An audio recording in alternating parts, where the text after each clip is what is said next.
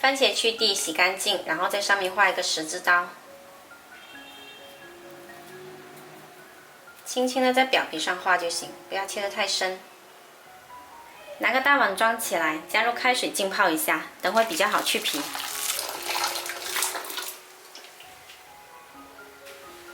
番茄用开水烫一下，这层皮就能够很轻松的剥下来。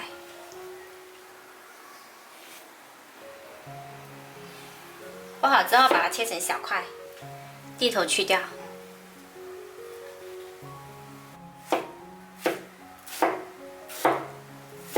切好了，放着备用。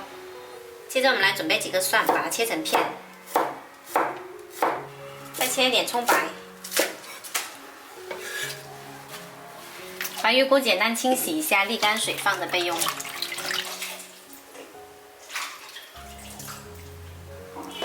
接下来我们来处理肥牛，这个肥牛买回来呢，一定要急冻隔放，要不然它一下子就塌了。水开后放进来，焯烫到变色。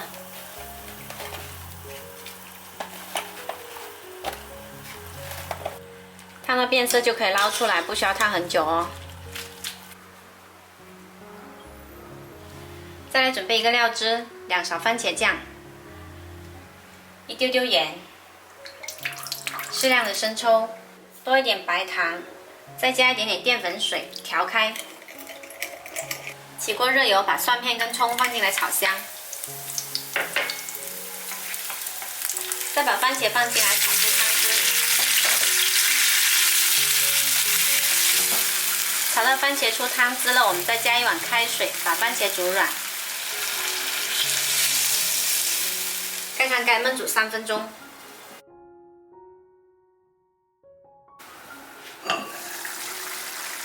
番茄煮到绵烂，我们加入白玉菇，再煮2分钟。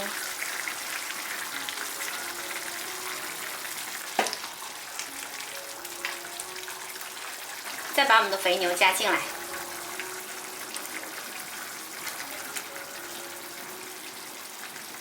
淋上料汁，调大火煮开，轻轻拨动一下。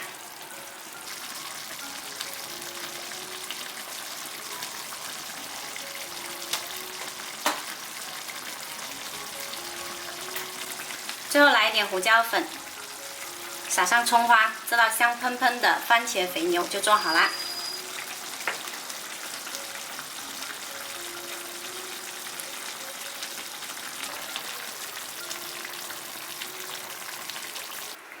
这道番茄肥牛包呢，吃起来酸甜开胃，特别下饭。喜欢的朋友可以试一下哦。